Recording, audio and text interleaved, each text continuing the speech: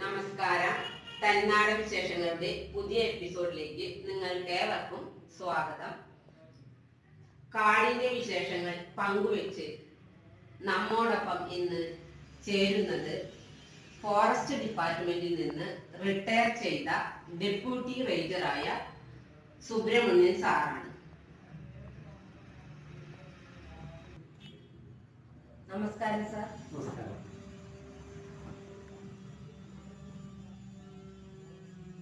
Sir ഈ മേഖലയിലേക്ക് വരാനുണ്ടായ സാഹചര്യം എന്താണ്? ഞാന് സാധാരണ അന്നത്തെ തലമുറ ആഗ്രഹികമായി തന്നെ ഒരു സർക്കാർ ജോലി എന്ന ഇഷ്ടത്തോടു കൂടി അഭിവാഞ്ചയോട് കൂടിയിട്ടാണ് ഡിപ്പാർട്ട്മെന്റിലേക്ക് വരുന്നത്. ഞാൻ പഠിക്കുന്ന സമയത്ത് എഴുതിയുന്ന ഒരു പബ്ലിക് സർവീസ് കമ്മീഷന്റെ പരീക്ഷയിൽ പിന്നീട് എനിക്ക് വനം വകുപ്പിൽ ക്ലർക്കായിട്ട് ജോലി കിട്ടി. 20/5/1989 ഞാൻ വനം വകുപ്പിൽ ലോവർ ഡിവിഷൻ ക്ലർക്കായി ജോയിൻ ചെയ്തു. തുടർന്ന്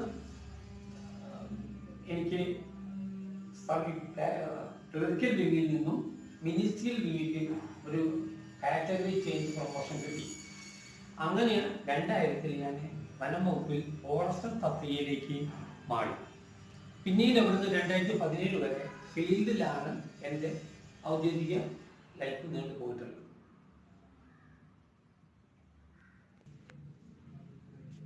ഫോറസ്റ്റ് ഡിപ്പാർട്ട്മെന്റിലെ കരിയർ ഓപ്ഷൻസ് എന്തൊക്കെയാണ് സാർ?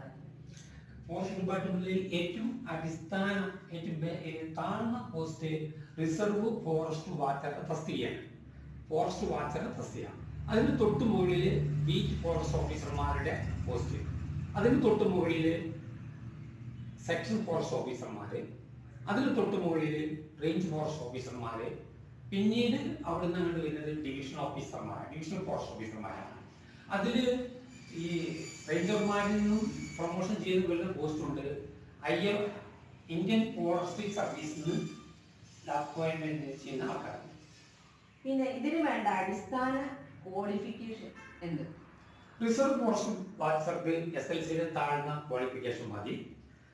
ഫോറസ്റ്റ് ഗാർഡിന് +2 ആണ് ഇപ്പോഴത്തെ യോഗ്യത. ആദ്യം അത് SSLC ആയിരുന്നു. ഇപ്പോ അത് ഒക്കെ ഇപ്പൊ നമ്മൾ ഏറ്റവും വലിയ നോക്കുന്നത് അടിസ്ഥാന യോഗ്യതയെക്കാളൊക്കെ വിവരമുള്ള കുട്ടികളാണ്, ഉദ്യോഗാർത്ഥികളാണ് ഫീൽഡിൽ വന്നുകൊണ്ടിരിക്കുന്നത്. എല്ലാവരും ഡിഗ്രിക്കാരാണ്. ഈ ഒരു റിസർവ് ഫോറസ്റ്റ് വാച്ചർ തസ്തികയിലേക്ക് വരുന്നവർ പോലും ഡിഗ്രി ഗ്രാജുവേറ്റ്സ് ആണ് എല്ലാവരും വരുന്നത്. അപ്പൊ അടിസ്ഥാന ക്വാളിഫിക്കേഷനെ കുറിച്ചിട്ട് വലിയൊരു വേവലാതി പഠനമോ ചെയ്യണതോ ആയിട്ട് എനിക്ക് തോന്നുന്നില്ല. ഡിപ്പാർട്ട്മെന്റിലേക്ക് എടുത്തു കഴിഞ്ഞാൽ റിക്രൂട്ട്മെന്റ് ചെയ്തു കഴിഞ്ഞാൽ 9 മാസം മുതൽ 1 വർഷം വരെ നീണ്ടു നിൽക്കുന്ന ട്രെയിനിങ്ങുകളുണ്ട്. Kerala forest school Walayar, Kerala forest school Arippa, ഈ 2 പ്രധാനപ്പെട്ട സ്കൂളുകളാണ് ഉള്ളത്. ഇതില് അവര് അതേ ഗാർഡുമാരായിട്ട് വന്നവർക്കെല്ലാം 9 മാസത്തെ ട്രെയിനിങ് കൊടുക്കുന്നുണ്ട്. അത് ക്രിമിനൽ പ്രൊസീജിയർ കോഡ്, അതുമാതിരി തന്നെ ഫോറസ്റ്റ് ലോസ്, പിന്നെ ഡിപ്പാർട്ട്മെന്റിലേക്ക് ആവശ്യമായ നിലവിലുള്ള സർവേ തുടങ്ങിയ പുതിയ ഉപകരണങ്ങളിലെ കൂടിയുള്ള പഠനവും കാര്യങ്ങളും കൂടി ഉൾപ്പെടുത്തി ഒരു പൂർണ്ണനാക്കി ഉൾപ്പെടുത്താനുള്ള ഒരു ട്രെയിനിങ് ആണ് കൊടുക്കുന്നത്. ഏതൊക്കെ സന്ദർഭത്തിൽ എങ്ങനെയൊക്കെ കാര്യങ്ങൾ വരും, അതിനെക്കുറിച്ച് മാനസികമായിട്ടും ശാരീരികമായിട്ടും അവരെ പരിഭാഗപ്പെടുത്തുന്ന ഒരു ഓൾ ഓവർ ഡെവലപ്മെന്റ് ആണ് അതിൽ ഉദ്ദേശിച്ചിട്ടുള്ളത്. ആ തരത്തിൽ അത് ചെയ്തു കൊടുത്ത് തന്നെ അത് കഴിഞ്ഞ് പുറത്തേക്ക് ഇറങ്ങുന്ന ഒരു സ്റ്റാഫ്, സാധാരണ പോലീസ് ട്രെയിനിങ് കഴിഞ്ഞ ഒരു സ്റ്റാഫിന്റെ മാതിരി തന്നെ എല്ലാവിധ ഗുണവിശേഷങ്ങളോട് കൂടിയ ഒരു വ്യക്തിയായി തീരും. വനം വകുപ്പിലെ ഏത് സന്ദർഭവുമായിട്ട് ഇണങ്ങിച്ചേരാൻ പറ്റുന്ന തരത്തിലായിരിക്കും ഇവന് കിട്ടുന്ന ട്രെയിനിങ്ങുകൾ. അത് കുറച്ചുകൂടി പിന്നെ വീട്ടിലെത്തുമ്പോൾ കുറച്ചുകൂടി അതിനെ പരിപോഷിപ്പിക്കുകയാണ് ചെയ്യും. അവിടുന്ന് കിട്ടിയ അറിവിനെ നമ്മൾ കൂടെ എല്ലാ ദിവസവും അത് മെച്ചപ്പെടുത്തുന്ന തരത്തിൽ നമ്മൾ കൊണ്ടുപോകും. തീർച്ചയായിട്ടും അവന്റെ ഒരു പകുതി സർവീസിലെത്തുമ്പോഴേക്കും അവർക്ക് പൂർണ്ണമായിട്ട് ഈ ഡിപ്പാർട്ട്മെന്റ് ജോലികളിലേക്ക് ശാരീരികമായിട്ടും മാനസികമായിട്ടും അവൻ പക്വത നേടിയിരിക്കും. സാറേ, സർവീസിൽ ഇപ്പൊ സാറിപ്പോ കുറച്ചായല്ലോ ഇപ്പൊ സർവീസിൽ കയറിയിട്ട്, അപ്പൊ അതില് ഡിസഡ്വാൻറ്റേജസും അഡ്വാൻറ്റേജസും ഒന്ന്. അപ്പൊ ആദ്യം നമുക്ക് അഡ്വാൻറ്റേജസ് പറയാം. അഡ്വാൻറ്റേജസേ ഉള്ളൂ. ഡിസ്അഡ്വാൻറ്റേജസ് എന്ന് പറഞ്ഞാൽ നമ്മൾ ഇങ്ങനെ ഈ കരിയറിനെ കാണുന്നു എന്നതാണ് നമ്മളുടെ മുഖ്യം. ഈ വനം വകുപ്പിലെ ജോലി, പ്രത്യേകിച്ച് ഫീൽഡ് സ്റ്റാഫിന്റെ ജോലി എപ്പോഴും ഒരു ത്രില്ലിംഗ് ജോബാണ്. ത്രില്ലിംഗ് ജോബിനോട് അനുബന്ധിച്ചപ്പെട്ട രസകരമായ അനുഭവങ്ങൾ നമ്മളതിന് ഒരു പ്രത്യേക ആംഗിളിലൂടെയാണ് കാണുന്നതെങ്കിൽ നമുക്ക് വളരെ മാനസികമായി ഭയങ്കര തൃപ്തി തരും. എനിക്ക് അങ്ങനെ ഉണ്ടായിട്ടുള്ളൂ. അത് നമുക്ക് മറ്റു ജനങ്ങൾക്ക് കാണാൻ പറ്റാത്ത, അതായത് പൊതുജനങ്ങൾക്ക് കാണാൻ പറ്റാത്ത പ്രകൃതി ഭംഗികൾ, വനംവകുപ്പിൽ വന്യജീവികളുമുണ്ട് ഇടപഴകല്, അവരുടെ ആ ഏരിയകളിൽ പോയി കാണുന്നത്, ആസ്വദിക്കുന്നത്, ആ ആസ്വാദനം നമ്മളെ മറ്റൊരു ലോകത്തിലേക്കാണ് എത്തിക്കുക. തീർച്ചയായിട്ടും അതിന് ആ ജോലി കാണുമ്പോൾ അതിന് കുറച്ച് റിസ്ക് ഉണ്ട്, ഇല്ല എന്ന് പറയാം. പക്ഷെ ഏത് ജോലിക്കും റിസ്ക് ഉണ്ട്. ഒരു ഡ്രൈവർ ജോലിക്ക് എത്രത്തോളം റിസ്ക് ഉണ്ട്, അതിനെ കുറിച്ച് കൂടുതൽ ആയിട്ട് നമ്മളങ്ങനെ ചിന്തിച്ചു പോയാൽ നമുക്ക് ഡ്രൈവർ ജോലി ചെയ്യാൻ പറ്റില്ല. അതുമാതിരി തന്നെ വനംവകുപ്പിലെ ജോലി എന്ന് പറഞ്ഞാൽ അത് ഒരു പ്രത്യേക അനുഭവം തരുന്നതാണ്. നമ്മളെക്കാളും വളരെ പതിതപാവനായ ആളുകൾ ഇഷ്ടം പോലെ ഉണ്ട്. അവരുടെ ദുഃഖങ്ങളും ദുരിതങ്ങളും അവരുടെ വിഷമങ്ങളും നമ്മൾ പരിഹരിച്ചുകൊടുന്ന തൃപ്തി. അവശരായ മൃഗങ്ങൾ, അവരെ പരിപാലിപ്പിക്കുന്ന പ്രശ്നങ്ങൾ, സുന്ദരമായ കാഴ്ചകൾ, ഈ പ്രകൃതി എങ്ങനെയാവണം എന്ന് നമ്മുടെ പൂർവികർ കണ്ടെത്തിയ മാർഗങ്ങളിലൂടെ ആക്കാൻ ഡിപ്പാർട്ട്മെന്റിന്റെ വിഭാവനം ചെയ്യപ്പെട്ട ലക്ഷ്യങ്ങൾ നേടിയെടുക്കുമ്പോൾ ആ പ്രകൃതി ഭംഗി വരുന്നത്, ഇതൊക്കെ നമ്മളെ ആത്മസൗകര്യത്തിൽ നയിക്കും. ഓരോ ചെടികളും ഓരോ പൂക്കളെയും ഓരോ സാധനത്തിനെയും കാണുമ്പോൾ അറിയപ്പെടാതെ തന്നെ അതിലൊരു രസം നമുക്ക് വരും. നമ്മൾ കാണപ്പെടാത്ത സസ്യങ്ങൾ, നമ്മൾ പുറം ലോകമായിട്ട് നമുക്ക് അങ്ങനെ കഴിഞ്ഞ നമ്മുടെ നാട്ടുപുറത്തൊന്നും കാണാൻ പറ്റാത്ത സസ്യങ്ങൾ, അത് സസ്യങ്ങൾ നിറഞ്ഞത്. പിന്നെ പുഴകൾ, ലേക്കുകൾ, ലഗൂൺസ്, ഇതൊക്കെ പ്രത്യേകം തന്നെയാണ്. അത് ഓരോ പ്രദേശത്തും ആ ടറൈൻ ആ രീതിയിൽ കാണുമ്പോൾ തന്നെ പുൽമേടുകളുടെ സൗന്ദര്യം കാണും. ഇതൊക്കെ കാണുന്ന, അതാ ഞാൻ പറയാം, കാഴ്ചപ്പാടിലൂടെ നമുക്ക് ഇതിനൊക്കെ മനോഹരമാക്കി എടുക്കാൻ പറ്റും. ഇതൊന്നും മറ്റ് ആളുകൾക്ക് കാണാൻ പറ്റില്ല. ഇപ്പൊ എനിക്കോ ടീച്ചർക്കോ അല്ലെങ്കിൽ കാണുന്നവർക്കൊക്കെ ഒരു പുഴയോരം കാണാൻ നമ്മൾ ഇവിടുത്തെ പുഴയാണ്, കുറ്റിപ്പുറം പുഴയുടെ ഭംഗിയില്ല, നല്ല പുഴയോരം കാണാം. പക്ഷെ അതിന്റെ ഉത്ഭവസ്ഥാനം, അതിന്റെ തുടക്കവും ആ അവിടെ കാണുന്ന പ്രകൃതി ഭംഗി, ആ പുഴയുടെ ഒഴുക്കും അതിന്റെ ശാന്തതയും അതിന്റെ വെള്ളത്തിന്റെ തെളിമയും, അത് നമ്മളെ ഒരിക്കലും മടുപ്പിക്കില്ല. ഓരോ ദിവസവും പ്രകൃതി ഓരോ രൂപഭാവങ്ങളാണ് അണിയുന്നത്. അത് കാണാൻ അതിൻ്റെതായ, അത് കണ്ടിട്ട് കിട്ടുന്ന അവാച്യമായ അനുഭൂതി ഉണ്ടല്ലോ, അതൊരിക്കലും നമുക്ക് വാക്കുകളെ കൊണ്ട് പറഞ്ഞ് അറിയിക്കാൻ പറ്റില്ല. അത് വനംവകുപ്പിൽ ജോലി ചെയ്യുമ്പോൾ അങ്ങനെ അതിന് ആ കാഴ്ചപ്പാടിലൂടെ ആണെങ്കിൽ ഒരിക്കലും നമുക്ക് ആ ജോലിയിലെ ഒരു വിഷമുണ്ട് തോന്നില്ല. സ്വാഭാവികമായിട്ടും അതിന്റെ ഡിസ്അഡ്വാൻറ്റേജ് എന്ന് പറയാൻ പറ്റുന്നത് ഒരു കൃത്യമായ വർക്കിംഗ് ടൈം ഇല്ല.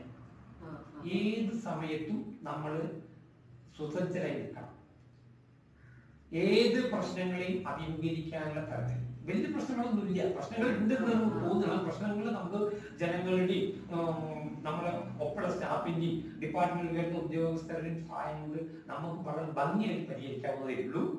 അതിനത്ര ഒരു വലിയ പ്രശ്നമായിട്ട് ചെയ്യില്ല. പക്ഷെ നമ്മൾ ഒരു ശുഭാപ്തി വിശ്വാസത്തോടെ നല്ല ചിന്താഗതിയോടെയാണ് ചെയ്യുന്നതെങ്കിൽ ഡിപ്പാർട്ട്മെന്റ് നമ്മളെ സഹായിക്കും, നാട്ടുകാർ അതിലും കൂടുതൽ സഹായം ചെയ്യും. നമ്മൾ അവരുമായിട്ട് ഇടപഴകുമ്പോൾ ചില പ്രത്യേക അളവിലും രീതിയിലൂടെയും ഭംഗിയായിട്ടും സംസാരിക്കാനും പെരുമാറാനും അവരുടെ വേദനകളെ ഉൾക്കൊണ്ടുകൊണ്ട് അതിനെ നമുക്ക് എങ്ങനെ പരിഹാരം കണ്ടെത്താം എന്നതും കൂടി ആവുമ്പോൾ ഈ ജോലി വളരെ ശുഭകരമാണ്. അതിൽ അത്ര വലിയ ഒരു ബുദ്ധിമുട്ടൊന്നുമില്ല. ജനങ്ങൾ ആന ഇറങ്ങിയോ വല്ല പ്രശ്നങ്ങളൊക്കെ വന്നാൽ നമ്മുടെ അടുത്തേക്ക് വരുമ്പോൾ അത് സ്വാഭാവികമാണോ, അത് അങ്ങനെ എങ്ങനെയാണ് പറയണമെന്നില്ല, അവരോടൊപ്പം ചേർന്ന് അതിനൊരു പരിഹാരം കാണാൻ നമുക്ക് എന്ത് ചെയ്യാൻ സാധിക്കും, അങ്ങനെയാണ് നമ്മളെ കാഴ്ചപ്പാട്. അത് മാത്രമല്ല, ജനങ്ങളുടെ പ്രശ്നം കൊണ്ടാണ് നമ്മളോട് വരുന്നത്. അവരുടെ തലത്തില് മാറ്റിപ്പാടാനോ ചെയ്യാനോ പറ്റാത്തത് കൊണ്ടാണ് നമ്മൾ എത്തി വരുന്നത്. അല്ലെങ്കിൽ പിന്നെ അത് ചെയ്യാൻ പറ്റിയ ഒഫീഷ്യൽ അതോറിറ്റി എന്നുള്ള നിലയ്ക്കുമാണ് ചെയ്യുന്നത്. സർക്കാർ ഈ ഡിപ്പാർട്ട്മെന്റ് ഉണ്ടാക്കിയത് പറയുന്നത് പ്രകൃതിയും വനങ്ങളെയും വന്യജീവികളെയും കൂട്ടത്തിൽ അതിനോടൊപ്പം ജീവിക്കുന്ന ജനങ്ങളെയും സംരക്ഷിക്കുക എന്ന ലക്ഷ്യം ഈ ഡിപ്പാർട്ട്മെന്റ് ഉണ്ട്. അതും കൂടി പൂർത്തീകരിക്കപ്പെട്ട് അതാണ് നമ്മുടെ ലക്ഷ്യം, അതാണ് നമ്മുടെ കർമ്മ മേഖല എന്ന് ചിന്തിച്ചാൽ നമുക്കത് വലിയ പ്രശ്നമില്ല. അങ്ങനെയാണ് അതിനെ നമ്മൾ മറികടക്കേണ്ടത്, അല്ലെങ്കിൽ അത് അങ്ങനെയാണ് അതിനെ മാനേജ്മെന്റ് ചെയ്യേണ്ടത് എന്നാണ് എനിക്ക് പറയാനുള്ളത്.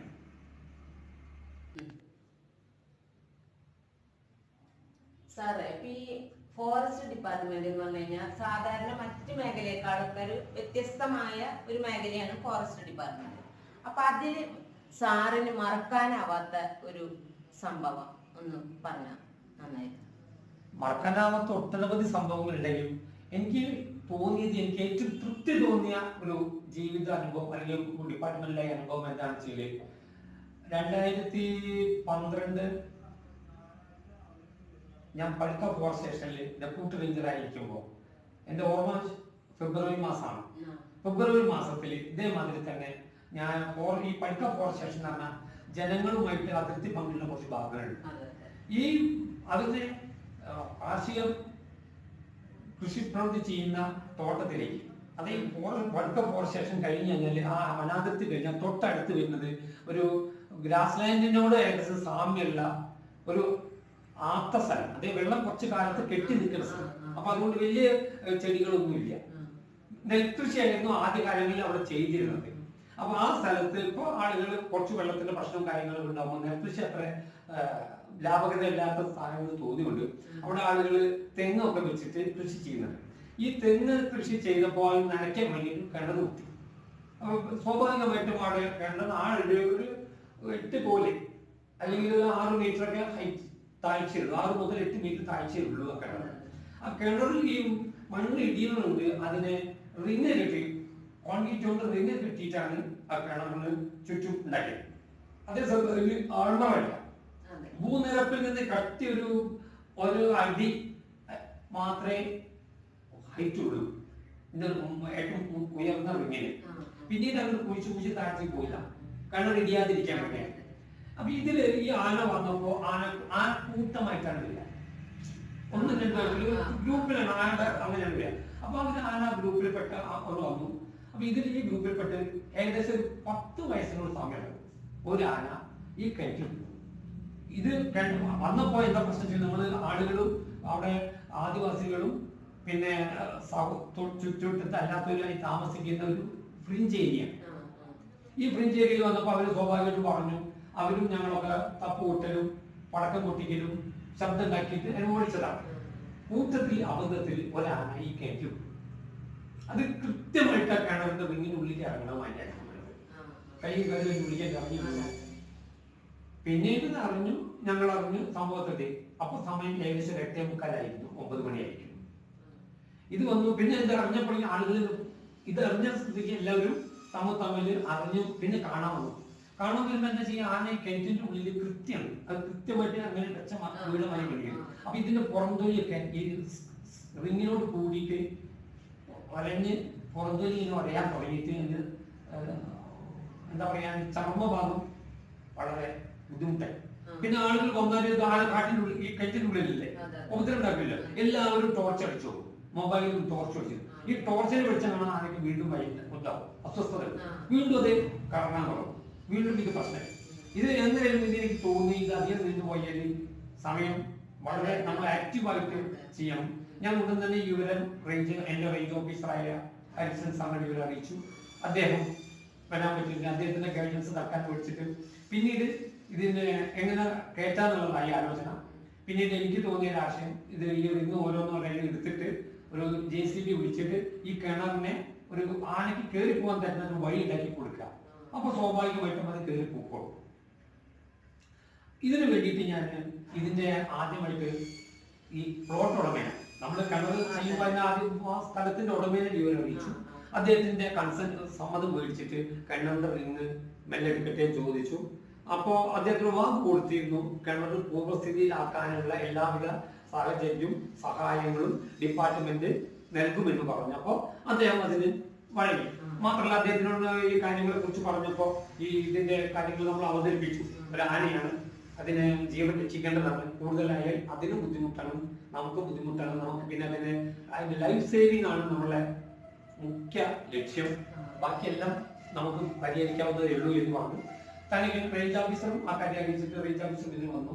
പിന്നീട് ഞങ്ങൾ ഇതിനൊരു കാരപ്പുറം സാറി ഞാൻ പഠിക്കുന്ന സ്ഥലത്തിന് മൂത്തേടത്തിന്റെ അടുത്ത് കാരപ്പുറം സ്ഥലത്ത് JCB ഹയർ ചെയ്തു രാത്രിയിലെ.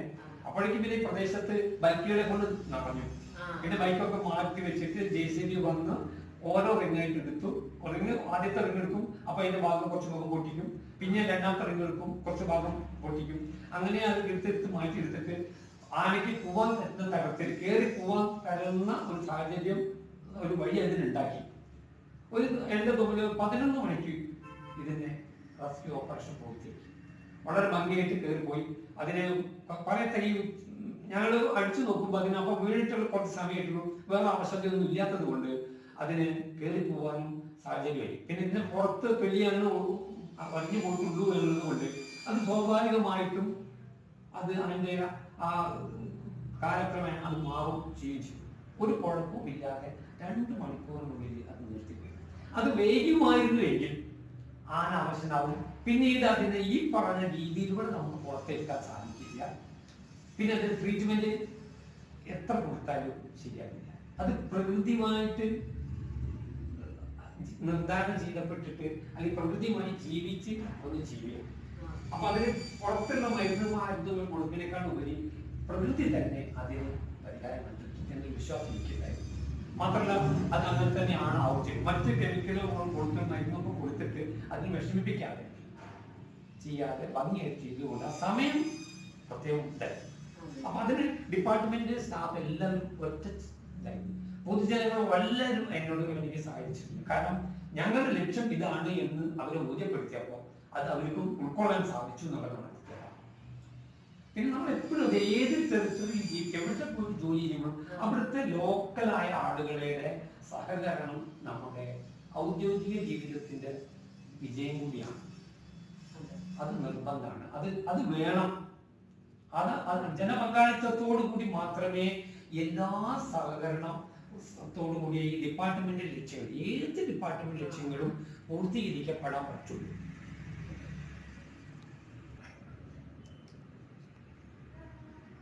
ഇപ്പൊ സാറേ നമുക്ക് പല ജീവികളിൽ നിന്നും ആക്രമണം ഉണ്ടാവാറുണ്ട്. അപ്പൊ അതില് ഏത് ജീവികൾക്കാണ് ഇപ്പൊ നമ്മള് ഇപ്പൊ സാധാരണ ഇപ്പൊ പാമ്പ് കടി ഒക്കെ ഉണ്ടാവില്ലേ, ഇപ്പൊ അണലി കടിക്കുക, അതുപോലെ ഇപ്പൊ മൂർഖം കടിക്കുക, അങ്ങനെയുള്ള ഇതൊക്കെ സാധാരണ ജനങ്ങൾക്ക് അനുഭവത്തിൽ വരുന്ന ഒരു കാര്യമാണ്.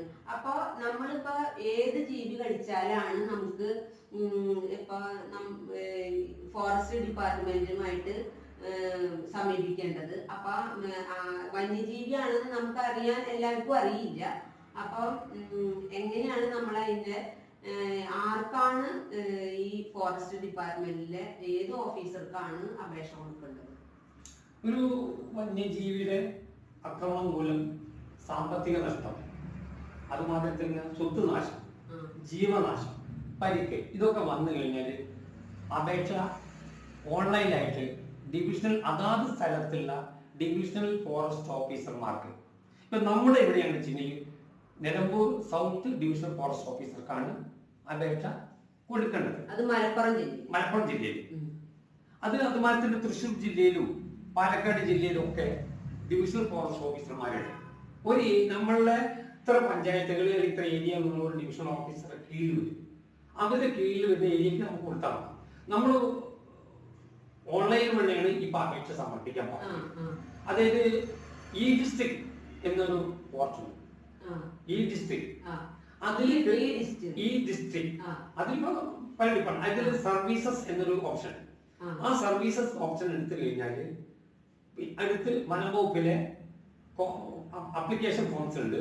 അതുമാത്രമേ ഇങ്ങനെ compensation to wildlife attack എന്നൊരു ഓപ്ഷൻ ഉണ്ട്. അതിൽ ക്ലിക്ക് ചെയ്ത് കഴിഞ്ഞാൽ ആ അപേക്ഷാ ഫോറും അത് കഴിഞ്ഞു. അത് ഭംഗിയായി ഫില്ല് ചെയ്ത് കഴിഞ്ഞാൽ എല്ലാ ഫോണും നമ്മൾ ഫില്ല് ചെയ്യുക.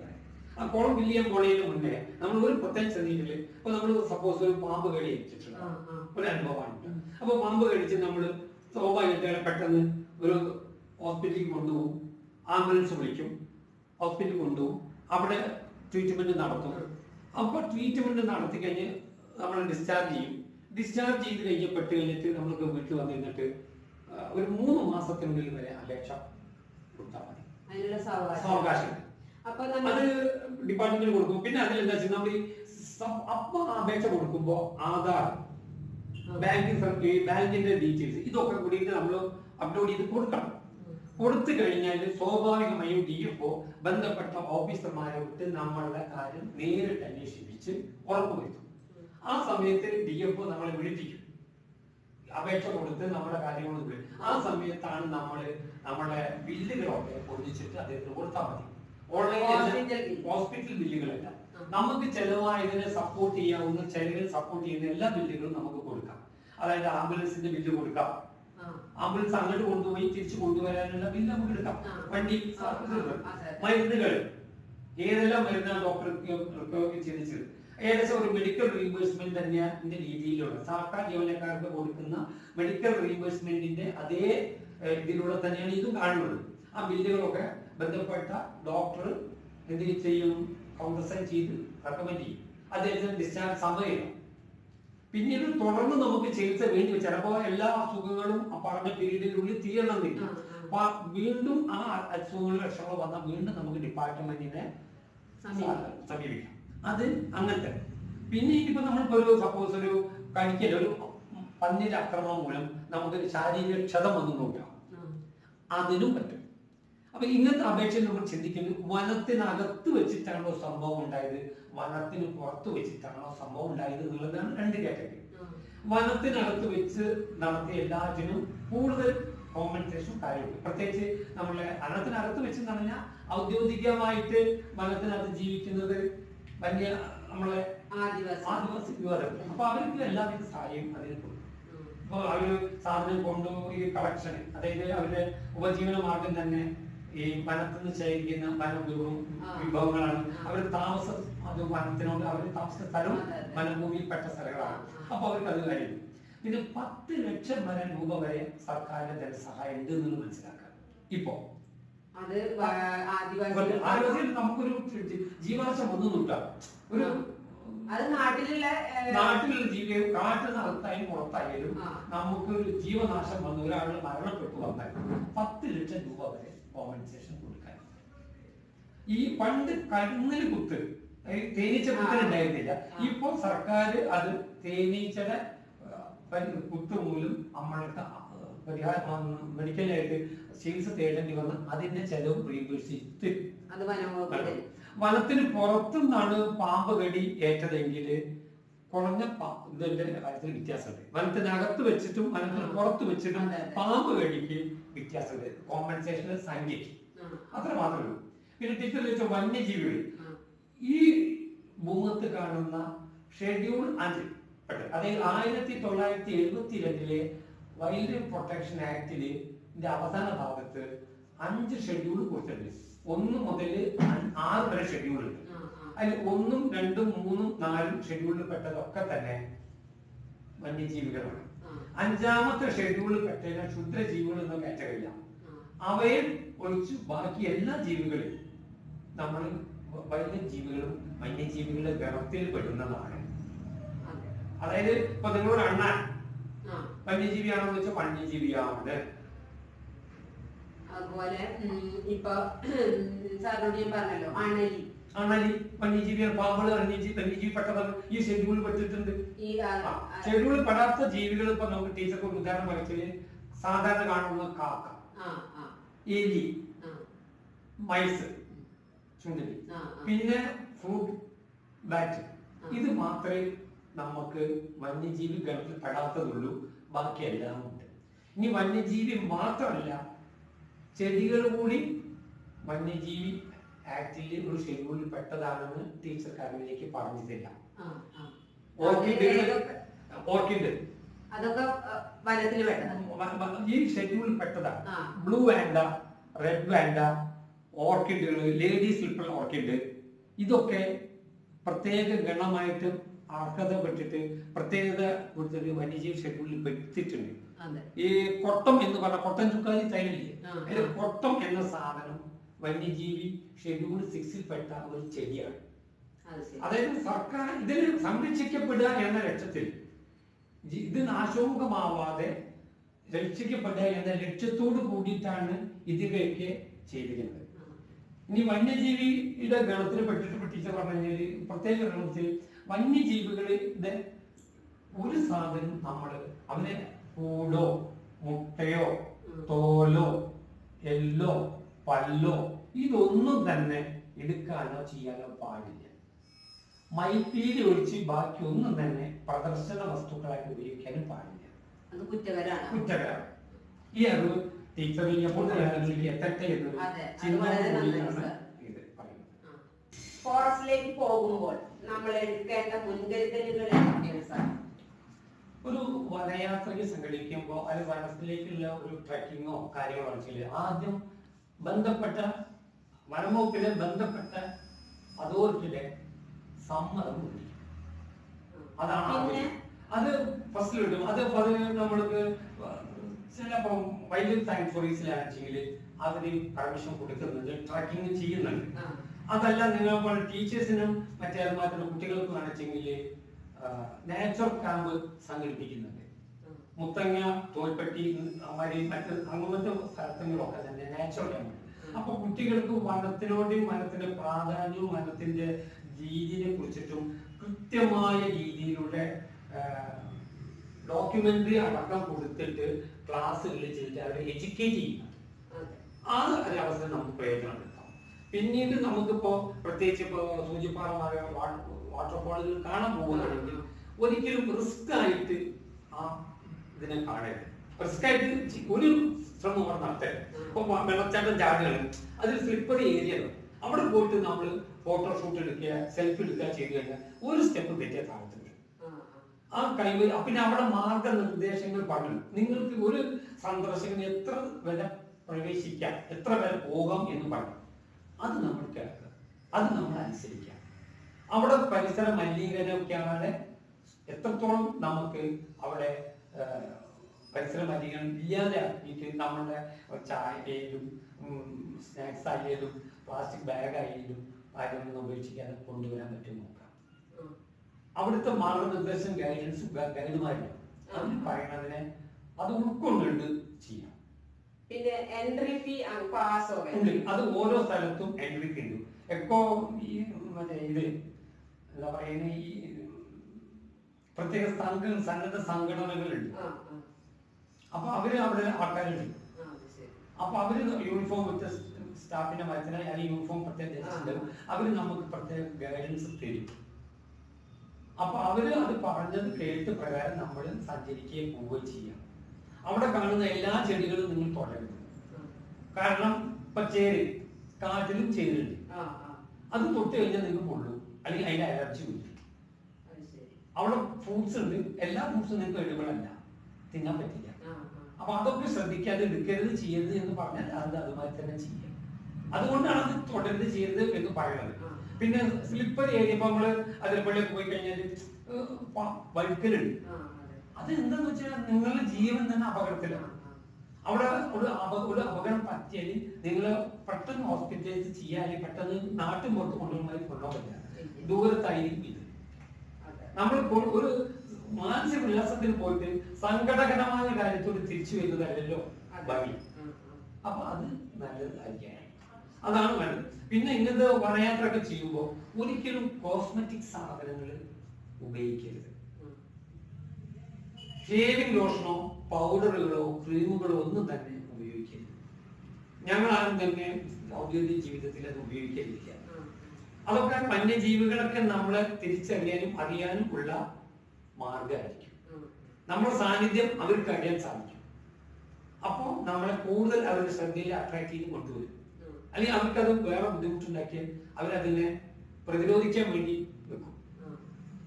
അപ്പൊ ഈ കാര്യങ്ങൾ നമ്മൾ എപ്പോഴും മനസ്സിലുണ്ടാവണം.